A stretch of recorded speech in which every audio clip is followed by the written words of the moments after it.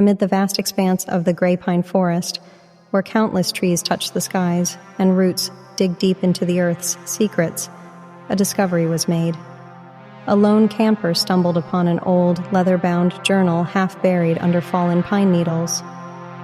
Its pages, though worn by time and weather, held the chronicles of a journey most unsettling. The journal is believed to belong to Daniel Hartman, a 34-year-old cartographer who went missing over a year ago. Daniel was an experienced camper, known for his solo trips into the wilderness, mapping uncharted areas. With striking green eyes and dark black hair, he was a familiar figure in the local community. Friendly, though reserved, he often shared tales of his travels, but always felt a particular allure towards the heart of Grey Pine, an area less ventured by the common folk.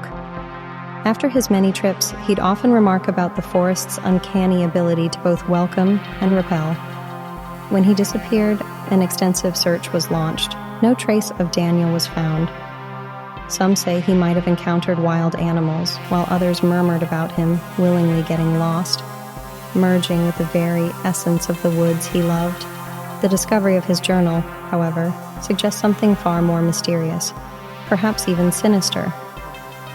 As you delve into his final entries, you can't help but wonder what truly lies in the heart of Grey Pine, and what happened to Daniel Hartman. Listen closely, for these pages whisper a tale from the shadows of the forest.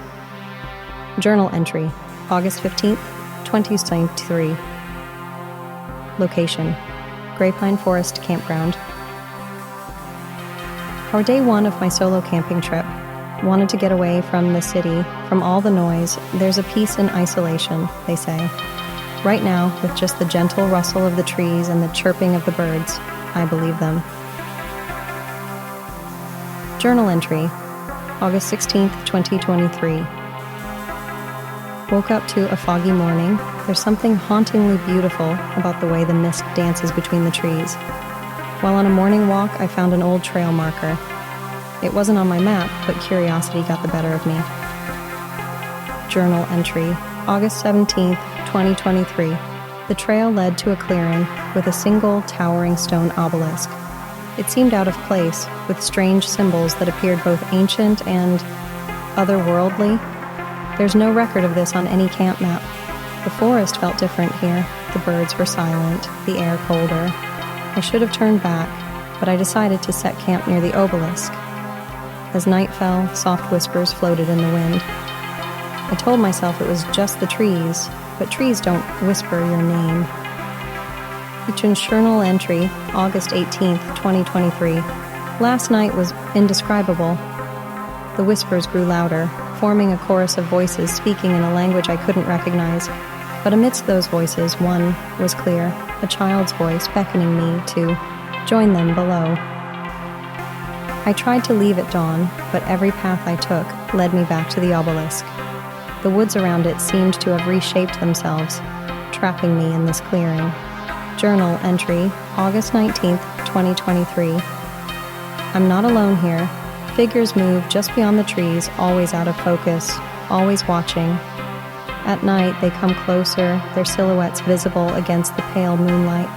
They're waiting for something, food's running low. The stream nearby has water that's turned thick and black, undrinkable. My compass spins wildly, never settling. Journal entry, August 20th, 2023. The obelisk glows softly at night. Last evening, I touched it. Visions flooded my mind of ancient ceremonies, of sacrifices, of an underground world alive and teeming with shadows. The child's voice is persistent now, not just at night. She says she's waiting.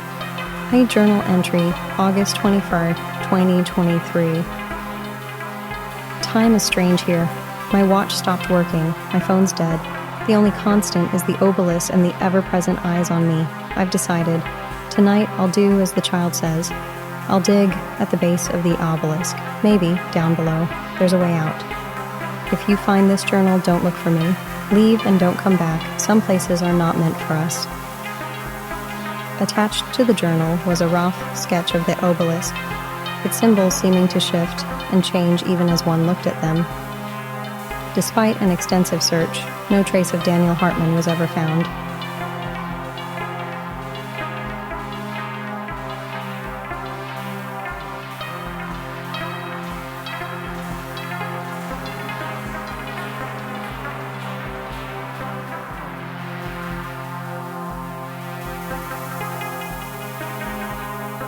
When I was younger, my grandma used to share stories of her life with me. Some were tales of joy, some of love, and others of adventure. But there was one story she told me only once, on a particularly cold and quiet winter night. She said it was a warning, a tale passed down in our family that was too vital to forget. I remember that evening vividly. The warmth of the fireplace, the flickering shadows, and the weight in her voice as she recounted the events. I wrote down the story in my journal immediately after she finished, wanting to preserve her words for posterity. This is what she told me. Back in my youth, in the early days of our town, I lived in a small cottage nestled between the dense woods and the main road. The home had been in my family for generations, passed down through the years. If you're willing to listen, I have a tale to share, a cautionary one at that. You see, when I was about your age, strange occurrences began to plague the cottage. It started innocuously enough, an odd creak here, a draft there. But soon, whenever I was alone, an overwhelming sensation of being observed would wash over me. No matter where I was, be it the kitchen, the garden, or my bedroom, the feeling remained. Whispers of a similar presence reached my ears from other townsfolk, but their experiences seemed fleeting, transient. In my case, it was persistent, intensifying whenever night fell. Friends and family were oblivious to it, brushing off my concerns as products of an overactive imagination. However, every time they'd leave, the weight of unseen eyes upon me grew almost palpable. One particularly unsettling evening, as rain battered the windows and wind howled through the trees, I found myself alone, the last of the guests having departed. That's when I heard it, a soft, deliberate knock on the back door. No one ever approached the cottage from the rear, the woods being thick and uninviting. Mustering courage, I approached, peering out into the stormy dark. No one was in sight, but as I turned away, the knocking resumed, this time louder, more insistent. Drawing the bolt, I cautiously opened the door, but was met only by the cold embrace of the wind. Just as I was about to close it, a chilling voice, barely audible over the tempest, whispered, "Waiting alone." Slamming the door shut, I hastily secured every entrance and window. Yet throughout the night, the knocking continued intermittently, always from a different location, always accompanied by that eerie, anticipatory whisper. Morning's light brought relief, but the memories of that night remained etched in my mind. Seeking answers, I consulted the town's oldest resident, a woman said to possess knowledge of ancient lore. Listening intently, she spoke of an entity, neither spirit nor creature, that thrived on solitude and preyed on those it perceived as isolated. Her advice was simple but unnerving. It waits for you to be truly alone, to sever ties, to give in to isolation. Surround yourself with life, with noise, with company, and above all, never acknowledge it, for recognition only emboldens it. I heeded her words, ensuring I was never truly alone, and over time, the presence faded, becoming a shadowy footnote in my life story. So, my dear, heed this old woman's tale. In our moments of solitude, we might unknowingly invite unwelcome entities into our lives. Cherish the company you keep, and remember, some things are best left unrecognized.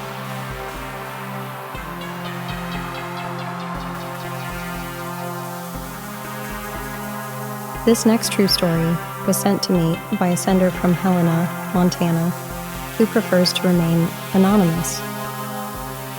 Their harrowing encounter on a desolate stretch of road is a chilling reminder of the mysteries that sometimes lurk in the vast expanses of our country. It was during a solitary trip through rural Montana when it happened. I had taken a sabbatical from work, driving through America's heartland, soaking in the expansive landscapes, the quiet towns, and the open roads. One evening, As the sun cast a brilliant orange and pink glow on the horizon, I found myself on a desolate highway. The closest town, according to the crumpled map on my passenger seat, was still a couple of hours away. As the night deepened, a dense fog began to roll in. It was so thick that my headlights could barely penetrate more than a few feet ahead. Slowing down to a crawl, I strained to see the road, my senses on high alert. Out of the blue, my radio, which had been playing a classic rock station, emitted a burst of static.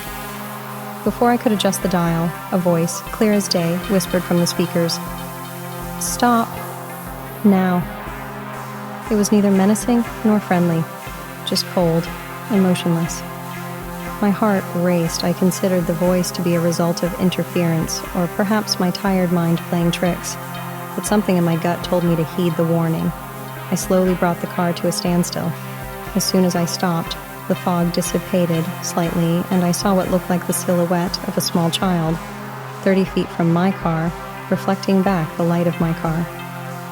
Small, with strangely elongated limbs for a child, it stood still, not advancing, but simply existing, as if waiting for something. A terror unlike any I have felt before gripped me.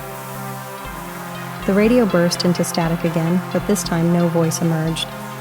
I considered driving on, escaping whatever this was, but I found myself paralyzed, unable to move. Minutes felt like hours. The shape remained, fluctuating slightly, but always maintaining its general form.